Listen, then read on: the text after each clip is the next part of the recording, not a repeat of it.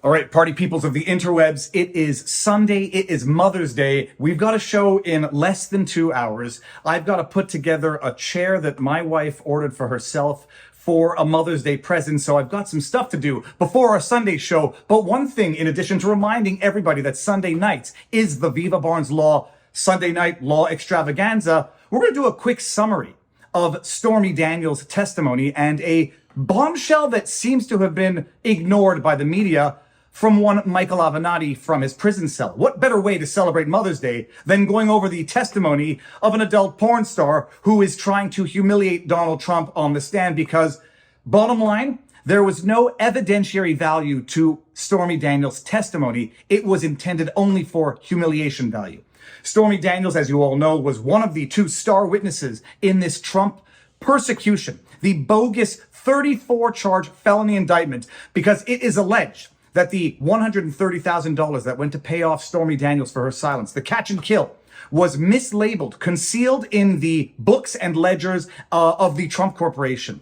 So that when Michael Cohen paid her the $130,000 and he was reimbursed by Trump, it was mislabeled as legal fees retainer to Michael Cohen, whereas it was, in fact, hush money payment intended to influence the election, and therefore becomes a felony 34-charge indictment. It's horse crap, judicial dog poop, as I say, of the highest order.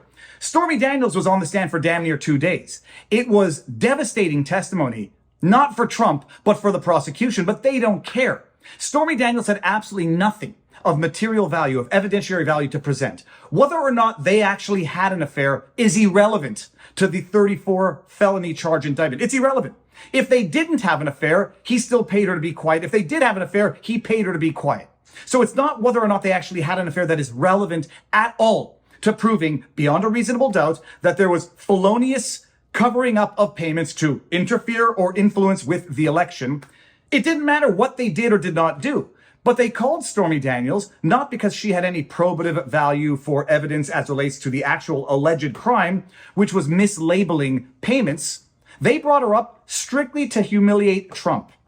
She came up there and testified that they had sex and he didn't wear a condom and that she was looking at the ceiling, wishing she were somewhere else. Ha ha. She came up to insult Trump. She came up to make Trump look bad, to make him look like someone who cheats on his wife, allegedly, according to Stormy Daniels. He was saying how he didn't even sleep in the same room as Melania. Oh, what a terrible man. That was the only purpose of Stormy Daniels being called to testify, to humiliate Trump, not as a person, but before the jury. The reality? Her testimony was so damning as relates to her ill intent, her nefarious intent, her personal vendetta against Trump. She came off like the liar that she is, someone who doesn't care about truth. Truth is as malleable as her implants, if I can make the joke. She comes out and says, in Jimmy Kimmel a while back, denying or suggesting that the signature on the statement was not hers. The statement that said, on 5 separate occasions, I have confirmed that I did not have sexual relations with Donald Trump, not because I'm under NDA, but because it never happened.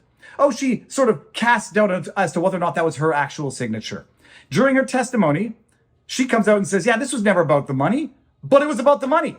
Because when this story became more relevant when Trump was going to become president, well, different ballgame, as she said. It was never about the money, it was about telling her story, except she took money not to tell her story, and then took money to tell her story, and by the sound of it, made over $1 million selling this story, both by way of the hush money payment and the Netflix series that she got paid $800,000 for, or the Netflix documentary. So it was quite clearly about the money, it was about a vendetta, and she came off as the liar that she is. But something of a bombshell that the media might have missed, or as I like to probably think, ignored, because it's such a damning bombshell that highlights the hypocrisy and the double standards or no standards at all of the prosecution out of New York. Michael Avenatti, I'm going to read the tweet. It's a tough one to read if you don't have glasses.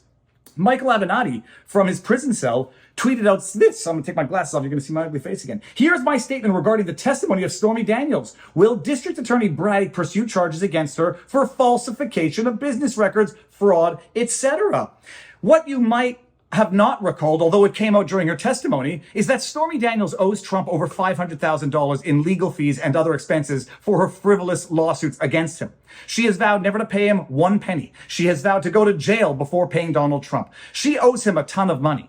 which means that if she gets any money in, that money in theory could be seized, garnered, or whatever to go to Trump to pay the amount that a court has ordered her to pay Donald Trump. She got money from the Netflix documentary. Where did that money go? Well, listen to what Michael Avenatti had to say from his prison cell, and I'll read you not the whole thing, but just a portion of it. Will DA Bragg press charges? Okay. Statement to Michael Avenatti. Last June, I was contacted by producer Sarah Gibson, who requested that I assist with a documentary about my former client, Stormy Daniels. I had fired Daniels as my client in February 2019.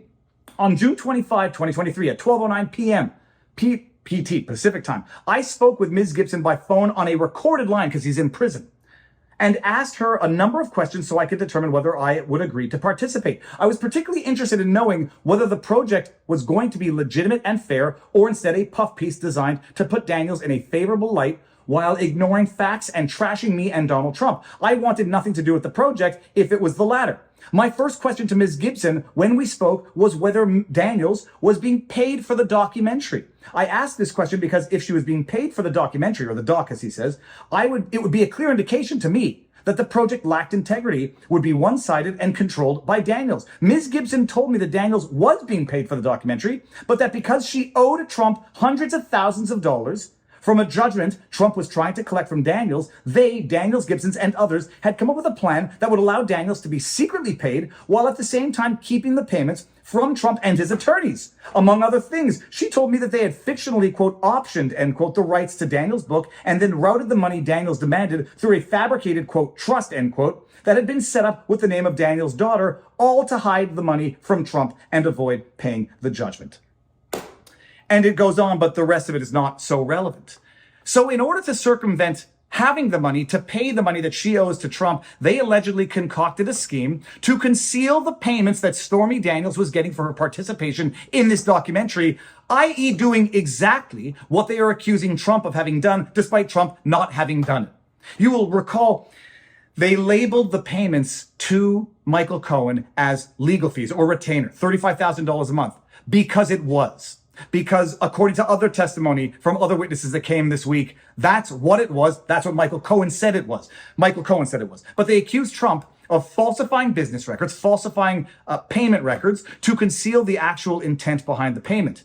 Stormy Daniels seems to have concealed the revenue, the money that she got paid for her participation in this documentary, specifically to defraud Donald Trump and to not have the money that she would need to pay the money that a court said she has to pay to Donald Trump. Will DA Bragg prosecute Stormy Daniels? Not as of yet, but maybe if she becomes politically useless or becomes politically profitable to do so. Maybe because her testimony was so damn bad for the prosecution, they might have a vendetta against her and they might start investigating her. But the problem is, as of now, no. Not to bring it all the way back to Hillary Clinton, but when Hillary Clinton and the DNC financed that opposition research of the Steele dossier. Lies, and more lies that their attorney then fed to the FBI in a meeting that he claims was not for his client, Hillary Clinton, even though he billed her for that meeting. Set all that aside. When they financed that opposition research, they concealed the payment. They lied about it, other than the fact that the opposition research itself was a lie, intended to interfere with an election, that their lawyer slipped to the FBI so the FBI could rely on it for litigation purposes, spying purposes. That's interfering with an election. They concealed that payment. Did they get indicted? Hell no. Hillary Clinton got, I think, an $8,000 fine and the DNC like a $130,000 fine. It's double standards, but it's not double standards. It's lawlessness. Stormy Daniels seems to be guilty of that of which they are accusing Donald Trump. Hillary Clinton was guilty of that and more because she actually did it. It was actually lies and disinformation. It was actually used to interfere with an election, and she gets a slap on the wrist while Donald Trump gets run through the ringer. It's a load of crap. All right, that's the latest. If you had missed this bombshell of a story, it's a bombshell of a story. Avenatti from prison has a woman telling him on a recorded line that they are fraudulently concealing revenues that Stormy Daniels got for selling her story, which is probably a lie of a story, for a Netflix documentary intended to make Stormy Daniels look like the victim and Donald Trump like the abuser. It's wild. It's disgusting. It's lawfare election interference. We're all seeing it in real time. If you like what I do, 6 o'clock tonight, if it's before the time that you're watching this, and if it's after, go back and watch it. It's great. Viva Frei on Rumble, Viva Frei on Twitter, vivabarneslaw.locals.com for the best, most above average community anywhere. More importantly, exercise, eat healthy, talk to people in real life, sunlight, and now you know you vlog.